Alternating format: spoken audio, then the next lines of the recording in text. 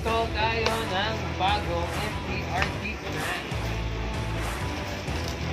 Stroker crank. Box na natin.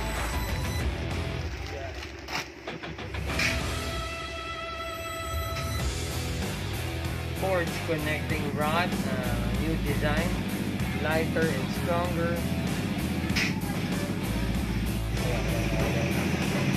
Ayan, OEM bearing made in Taiwan.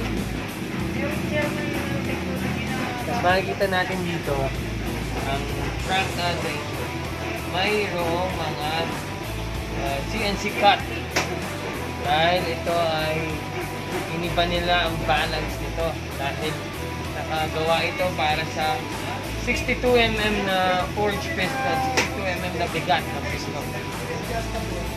Tapos hindi na bilog to counter the weight.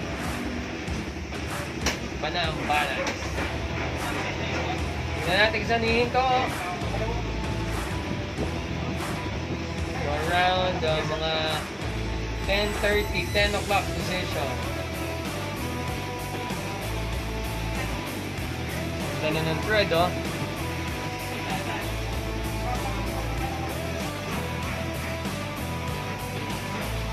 Yan natin, rust. Walang kagatid-gatid. Suabe. Ayan. Sarap. Sarap ba?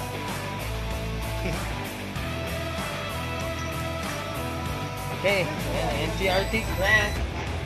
Stroker crank. Ngayon lang nabubog ka, boss. Mga 2 weeks pa lang. Start ko siyang gamitin ng mga Plus 3. So, ito po ay naka-offset ng 1.5mm. Naka-offset po siya. Tapos ito ay shorter yung length niya versus sa stock.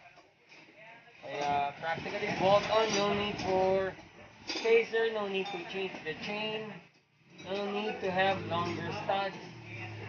Bolt on performance.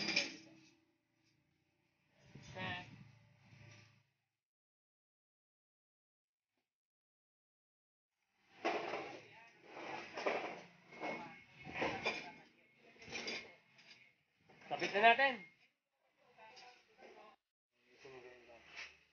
Lilinisin.